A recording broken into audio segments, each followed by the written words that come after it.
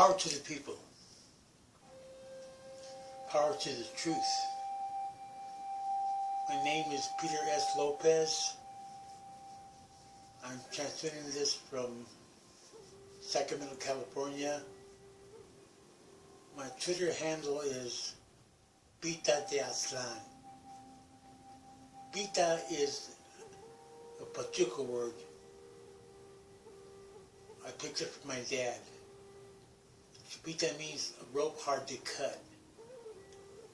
Aztlan refers to the U.S. Southwest, and it means our land. It has other meanings. Anyway, power. This is radical, number 3, radical politics.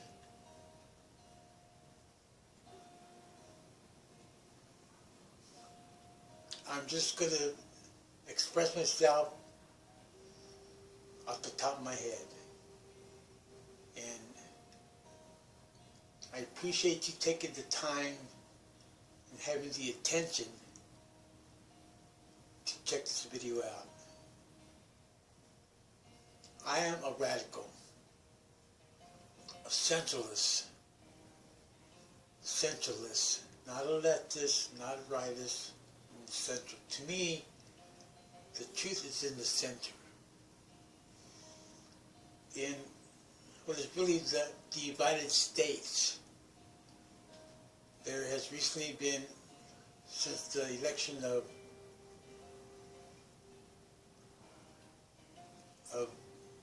Donald Trump, who's president-elect, a kind of a right-wing populism, which in a way is kind of like a white racist backlash to the progressive movements, to Black Lives Matter, and to other positive struggles. So we need to get ourselves together and not get hung up on left versus right. We should come together based upon our common interests for survival, for our salvation, and to help save Mother Earth. It's not about our ego. It's about Earth. E-A-R-T-H, which I believe now Earth is endangered due to the activities of evil forces and evil powers in the world. Some people don't even believe that there is a good and evil struggle going on, but there is. Some people are so stupid, they don't even believe that there's evil. Like, there's no good or evil, there's just, your perception. So radical politics can help us to balance ourselves out, to help us get the grounding that we need to help to continue to raise consciousness and to save Mother Earth.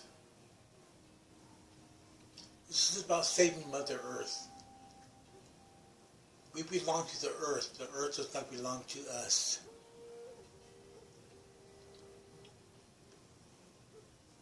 Right now, there is a great division between those who are online and those who are offline. So what gets transmitted online may not carry over into those offline. Instead of the U.S. government spending so much money on war worldwide, it ought to invest in having each home have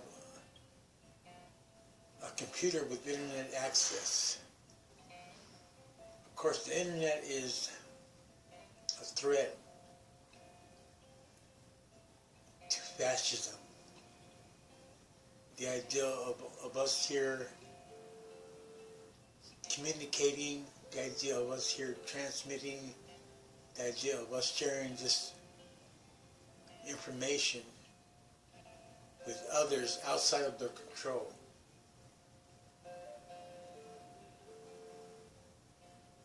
The nature of a fascist is like a control freak. They want to control the world. They want to control water. They want to control natural resources. And they're destroying Mother Earth in the process. And if you support the indigenous struggles in Dakotas, no Dakota pipeline. And remember, and I'll have to say this 1,000 times more, power is the dual capacity to, first of all, correctly define phenomena, or define connected reality. Phenomena is what we perceive through our five sense organs: see, hear, smell, taste, touch, along with our sixth sense intuition. The power is being able to correctly define phenomena and then change it in a positive, constructive way. So we simply can't bitch and whine about the world, or bitch and whine about the government, or bitch and whine about the president or what. We need to get involved in changing it. We feed consciousness by feeding people. So in a way, I'm feeding consciousness here. We get so screwed up on labels. Like, say, when I was younger, to be liberal was pretty cool. You know, I was kind of open-minded and tried to be fair, impartial. And now it seems like being liberal is like, now we got the neoliberal. Then I suppose we'll have the hyper-liberal. So don't let terms, especially political terms, confuse you. Don't let terms divide us. So in comparison to a reactionary mentality, liberal is progress. Now we're at the point now where even being liberal is not enough. Even being progressive is not enough. Where I believe we need to get radical. And not confuse that with necessarily extremists, as Obama does. So we need to get radical in terms of going to the roots of matters and going to the causes of our situation without fear, without being afraid of criticism, without being afraid of anything. It takes courage to be radical. R-A-D-I-C-A-L.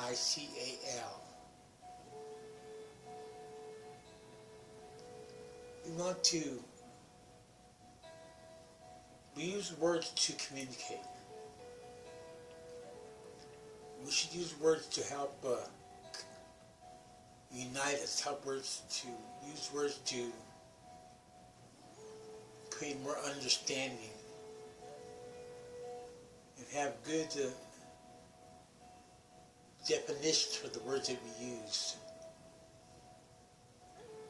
There's a lexical definition which is like by the dictionary, and there's a stipulative definition which is say we stipulate that this word means this or means that.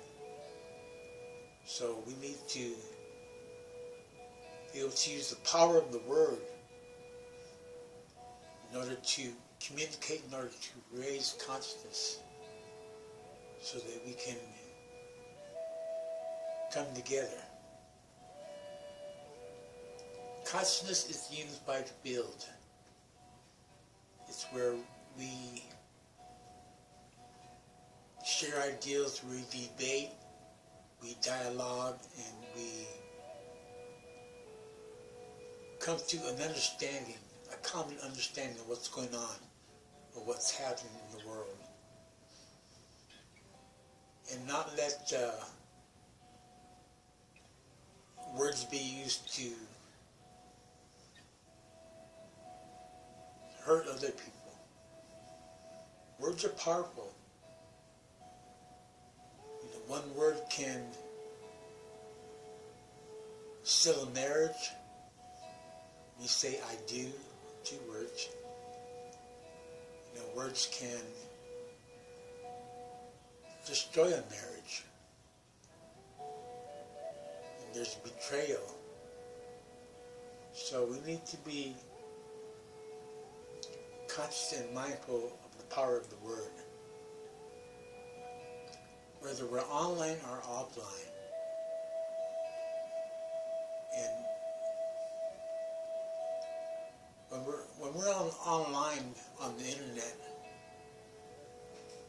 in a way we're like in a different dimension than those who are never online.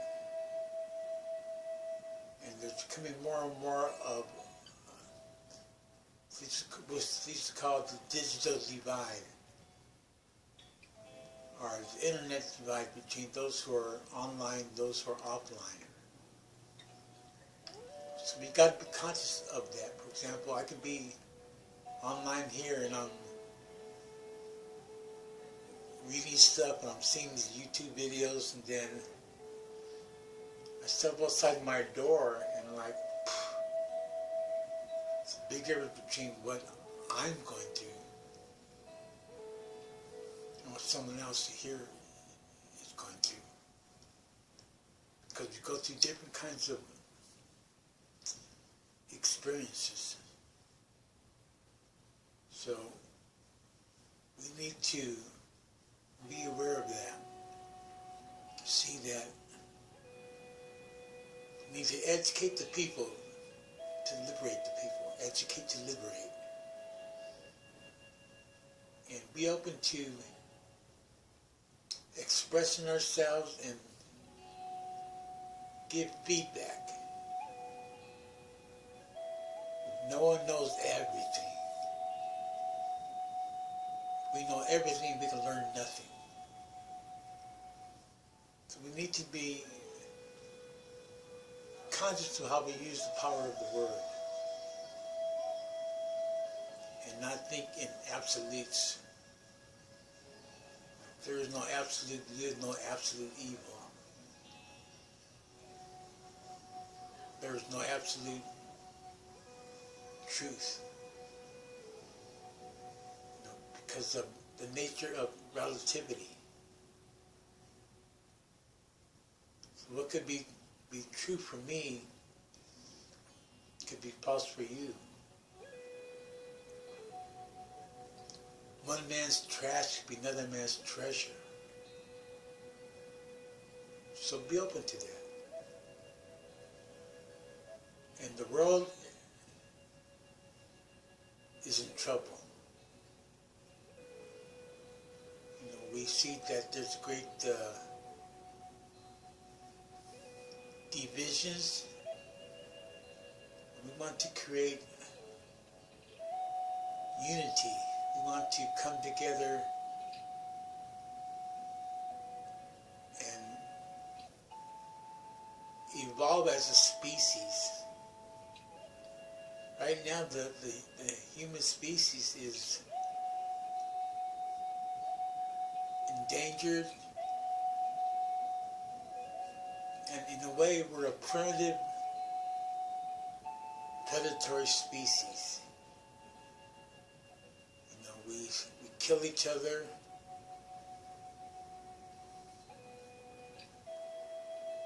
We hunt for game. We eat dead chickens. And so, personally, I'm not a vegetarian, though I understand it. So, we need to comprehend that we're already facing tremendous challenges in the world. Not only from our governments, remember government means mind control, but the challenges from our environment, from climate chaos, melting polar caps, and if we don't come together and unite, the future looks bleak. B-L-E-A-K. I think right now,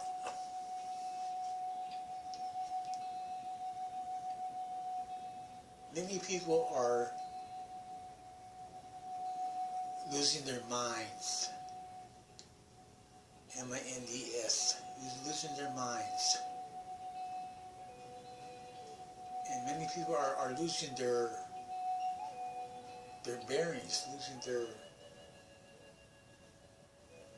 sense of who they are. So we need to understand that a lot of people are under stress. And being poor in America is the stress. Being, say, black and poor in America is the stress. Even walking down the street, going to the store, could put our lives in jeopardy. So we got to remember that we each have our own individuality, our own essence of who we are. We are all on the same planet. We belong to Mother Earth. And we need to come together and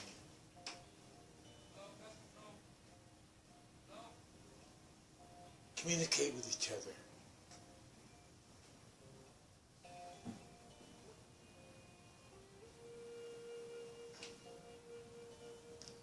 And communicate in order to create unity.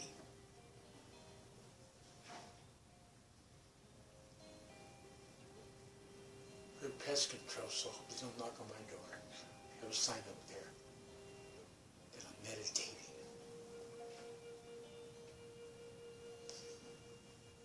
In terms of politics, we need to create something beyond the Republican Party and Democratic Party. Or between the Democratic Party and the Republican Party.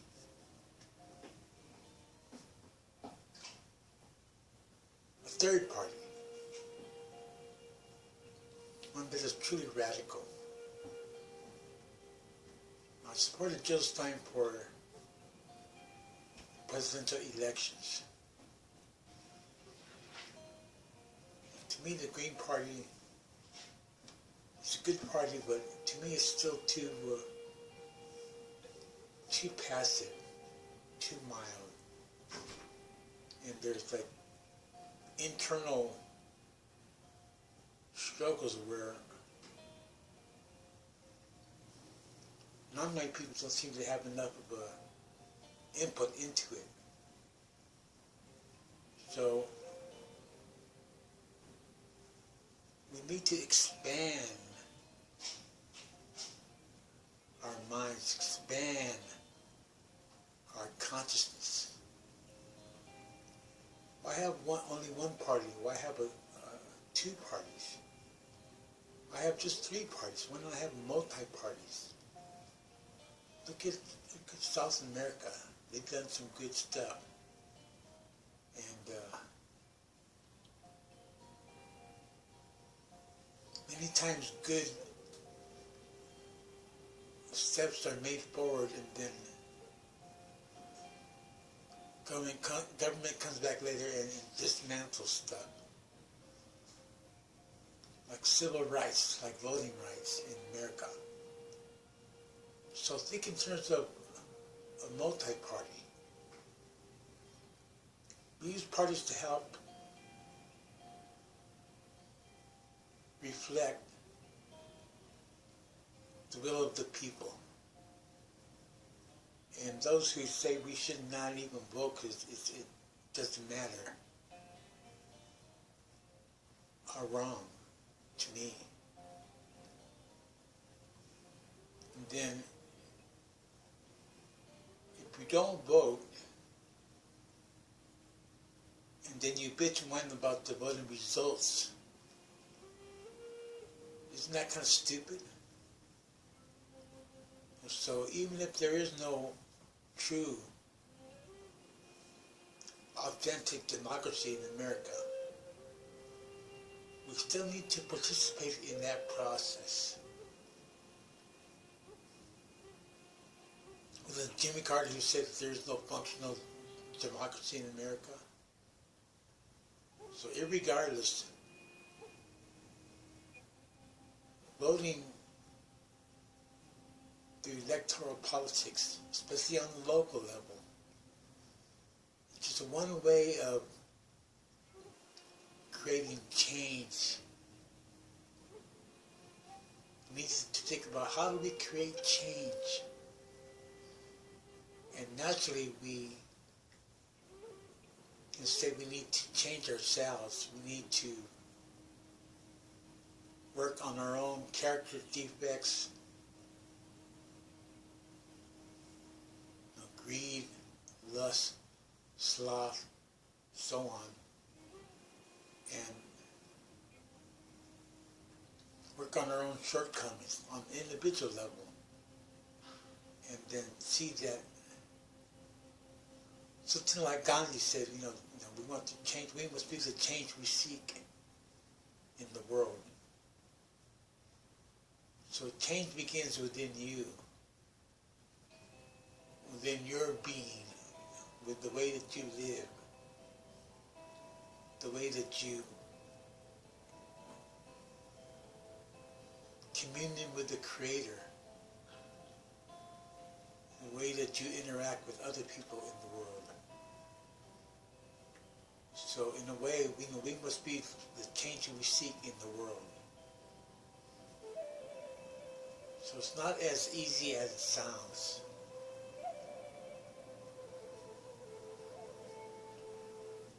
Like say racism. Racism is a complex issue because we are really one race. There is no superior race.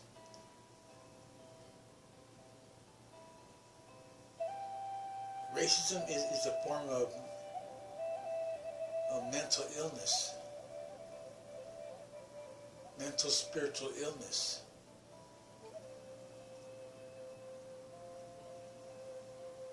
Then there are some who say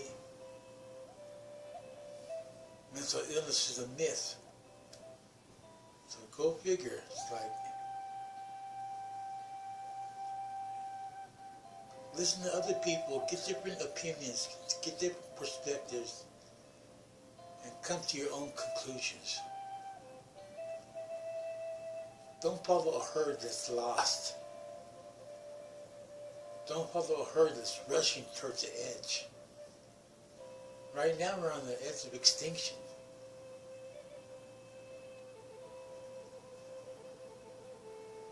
We do not even listen to each other.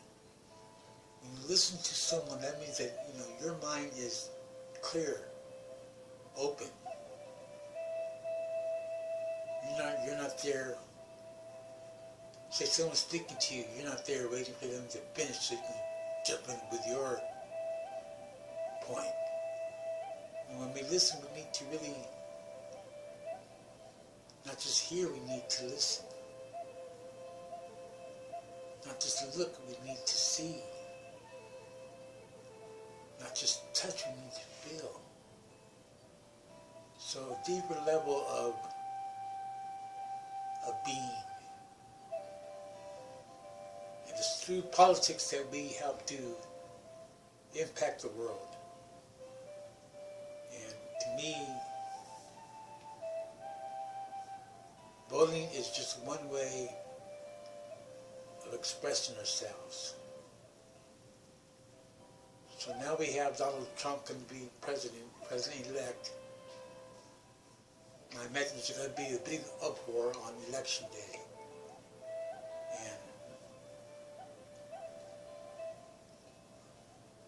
And you do what you want to do, but I'm not going to freak on it. I'm not going to freak on it. I'm going to work on myself and look at our local situation here in Sacramento and not be hung up on just protests, street protests and rallies that end up with nothing. Everybody goes home and then they're Americans again. And when we can be like working on ourselves,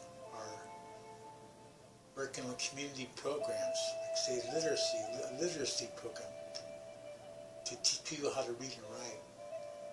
Basic, practical stuff. And not get caught up in lost causes.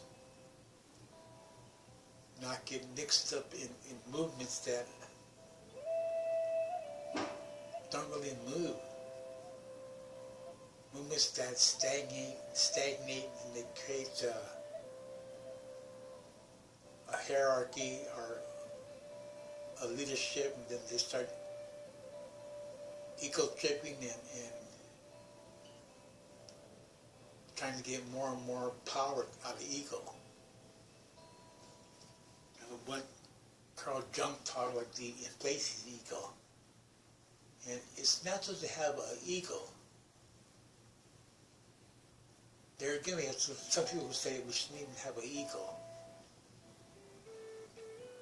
I think ego is a natural part of someone being alive, being self-aware. We have egos. It's when they get inflated out of proportion, we can have problems. Like Sigmund Freud, F-R-E-U-D. He wrote in Introduction to Psychoanalysis how there's the id, there's superego, the ego, and the id. And I don't endorse all the stuff he said, but I check stuff out. Before I dismiss something or before I reject something, I'm going to check it out because I have an open mind.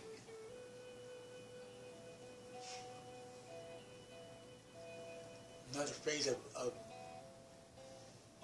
being exposed to stuff that could be contrary to my church's belief systems. Church's belief systems are symptoms, part of the word. So we need to question our assumptions. Say the assumption that we're in a democracy. Really, we're not. Say the assumption that we're a nation when there are no nations under empire. See, all these assumptions that we're kind of raised up into, because daddy and mommy told us, or because the teacher said, or because the pastor said, or because the pimp said, or because the dope dealer said, and we absorb that without really using our minds, using our common sense, thinking for ourselves, and being able to examine ourselves and examine our belief systems, examine our philosophies, examine our ideology, and refine it, make it sharper, make it more reflective of connected reality, so that we're on the mark, so we don't miss the mark. Let's see on that here.